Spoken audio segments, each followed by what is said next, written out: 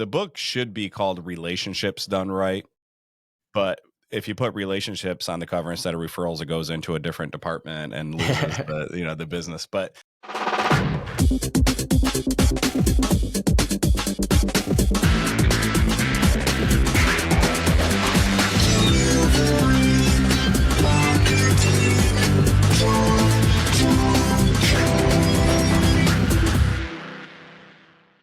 Hey there, and welcome to a brand new episode of Delivering Marketing Joy. I am your host, Kirby Hassman, and joining me today is a brand new rock star. I'm so excited to dive into our conversation today. He's an entrepreneur, a CEO, a TEDx speaker, and author of the book called Referrals Done Right. Scott Grates, thanks for joining me, man. yeah, Kirby, excited to be here. Yeah, absolutely. So I want to dive right in because I feel like we're going to be kindred spirits on this. I love the conversation about relationships and stuff like that. I want to start with the idea that so many business strategies, marketing strategies, advertising strategies, we focus almost specifically on new business and new customers, and that's great. But I do find that there's so much to be found in your current client base. And I find most businesses are sort of ignoring that. So can you talk about how to build your business with the relationships you already have? Yeah, great question, and you're spot on, and I do believe we will be kindred spirits on this. But I look at my customers as an extension of my sales team. And I guess through some circumstances, when I opened my first insurance agency, I was broke. I was coming off the '08 financial meltdown, lost my job with HSBC, and we had two babies in diapers. And I said, I'm going to start an insurance agency. No money, no experience as an entrepreneur, no insurance experience, and let it rip. And so I went into this thing obviously needing customer acquisition because I had none. And so I went to all the traditional methods, direct mail, buying internet leads, billboards. At the time, it was Yellow Pages instead of Google. It was radio ads, TV spots, and it's all just white noise, right? Because we're in such a competitive industry where everyone's trying to get the same market share in the same way, and it becomes white noise. And so I quickly realized, part of it out of necessity, because it's also the most cost effective, most profitable way to do it, is that if I could deliver value. Yeah, okay. And we're on the delivering joy. And that's why I paused. I was going to say joy, but I want to say joy, right? Just people want to be a part of something special. They want to be happy. They want to feel good about their decision. So we deliver value. We have needs-based, value-based conversations. We treat people like family. We onboard them. We get to know them. We do customer appreciation events and all these things that just make them feel confident they made the right decision. And really, it's our mission to wow them that they can't wait to tell friends and family about us. And people who do come to us for the first time, we have to wow them during the sales process to make them think, damn, I want to do business with these people because it's different. And I often say, if you're not unique, you're weak in business. And so one of the things that we really, really hone in on is this unique, memorable customer experience. And then we have all kinds of different systems and processes to let people know, without saying it, that they are an extension of our sales team, and we're growing one amazing person like you, Kirby, at a time. I love that. And I love what you said about the processes too, because I think sometimes we get the best of intentions, right? Like, okay, I'm going to do everything Scott just said. I'm going to wow them. But then the whirlwind gets in the way. And so having those processes in place so that you treat every customer, while they're all exceptional, but you want to make sure that you treat them all the way you want every customer to be treated, I guess. And so having those processes in place, I got to think is powerful.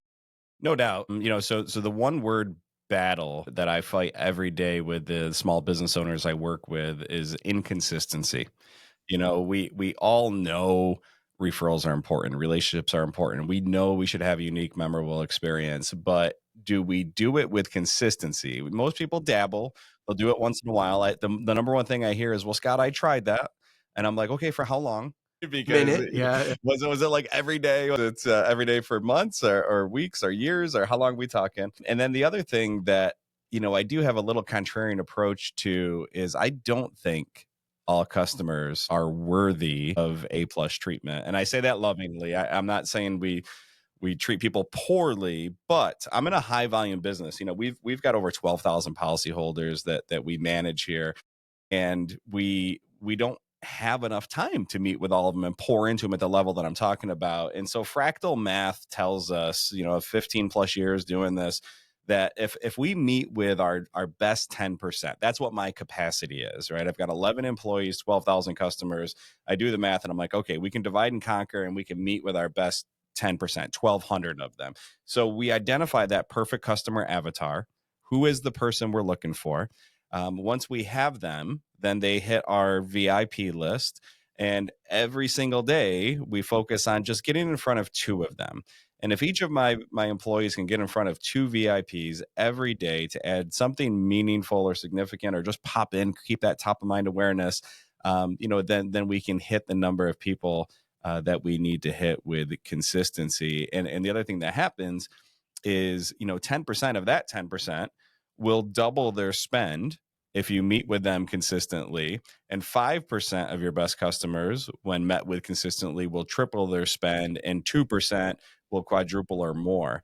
And so the more you pour into them, the more they will reward you, reciprocate with spending more money with your products and services.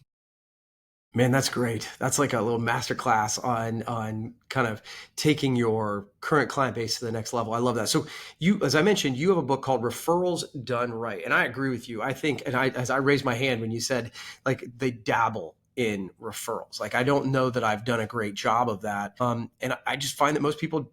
We know we should ask for them, but we don't do it, and we don't do it consistently, as you said. So, can you give us some tactics? How can we get better? Absolutely. Yeah, no, I love it. And so, the book should be called Relationships Done Right. But if you put relationships on the cover instead of referrals, it goes into a different department and loses the business. But that's the reality. It's a relationship business, and referrals has this negative connotation, this cringy business like feel to it. But we've got to use it. That's what it is. But what we're looking for is we want to earn, right? We have to work for it. We're not entitled to anything. We want to earn the right to be introduced to somebody in your inner circle, Kirby. So how do we do that? Without asking, because we don't ask for referrals, yet we receive over 1,000 a year, and we have done so for over 10 years now, when we just focus on this infinite referral advantage that I teach. And really the idea is, I'm going to, instead of looking for 10,000 customers the traditional way, I'm going to look for a couple hundred people who already have the trust and respect of the customers I want. So, who are in your parallel markets already dealing with your potential customers? So, for me, as an insurance agent, it would be people who sell cars. It would be leasing managers at apartment communities. It would be realtors. It would be attorneys. And so we really identify those people in parallel markets. And then instead of trying to find the customers, I pour into them, or we do as a team. So every single day we have a customer CRM, and then we have a what I call a key relationship CRM. And so those couple hundred people that are our key relationships who can lead us to the people we want to do business with, we add a ton of value, and we remain consistent at least once a month. And this is the CRM keeps us true to this, right? Where we make notes, we get to know them, their family, what they're passionate about. It's all about them. Kirby, tell me about your business. What are your goals? Who is your ideal client? Because maybe I already know that person and I can make the introduction. So we just keep showing up consistently, adding value, asking questions, connecting on social, handwritten greeting cards, whatever we can do. We come up with an introduction for you first.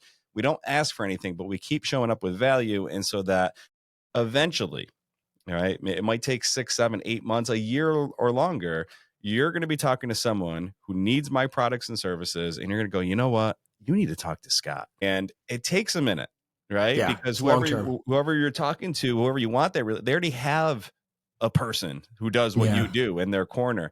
But I promise you, that person's not showing up with consistency, and they're not adding value, and they're doing the cringy "I scratch your back, you scratch mine" type deal, yeah. where we just show up with a servant's heart, no agenda. We're there to help, and we walk away, and we do it time and time and time again until they go, you know what, this guy is like, almost weird. Like he doesn't ask me for anything, but he's always giving. And so then you want to give back, right? This is just the law Yeah. of reciprocity. Yeah, I love that. I love that. So this is great. I definitely can't wait to run out and grab your book because, like I said, I do think we're kindred spirits on this, but I think this is a place where I can level up. So I appreciate your perspective. So final question for you. Obviously you're doing podcasts, you do coaching, some different things like that. So what's like maybe one or two tips when you meet with somebody? What's something you find yourself saying on a regular basis that they could grow either personally or professionally? Yeah, so this isn't my quote, and I can't attribute it because I don't know who said it, but the idea is God put all of the greatest moments of our life on the other side of fear. And oftentimes we get to fear and we stop. Right. And then we miss out on all these amazing moments and opportunities just beyond that. And so the one thing I teach more than anything, and father of three, I want to instill this in my kids, is use fear as a cue. Meaning when you get those butterflies or that lump in your throat, or you feel like, "Ah, I'm scared, I don't know if I'm ready, I don't know if I'm worthy, I don't know if I'm confident," that's a cue not to run away, but to run forward. And what you'll find is whatever you're scared of isn't going to be that bad. You're going to push through it. You're going to find the greatest moments after that. And you're going to look back and go, why was I scared of that? And so, just when you get to that crossroad and you have a choice, to go away from the fear towards it, I would encourage everyone to go towards it. Leave your comfort zone. That's where all the magic happens in life and in business. That's awesome. I love the way that we finished this. I would encourage you, run out and grab Referrals Done Right by Scott. Scott, is there any other place that they can find more information about you?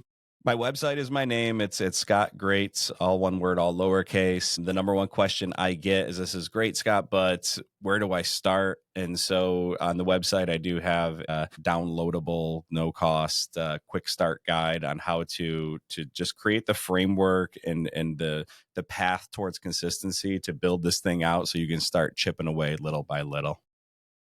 Thank you so much. This has been Yeah, really, really powerful. And we'll have to do it again sometime, okay? I would welcome that. All right. Well, that's going to wrap up this edition of Delivering Marketing Joy. We'll see you next time.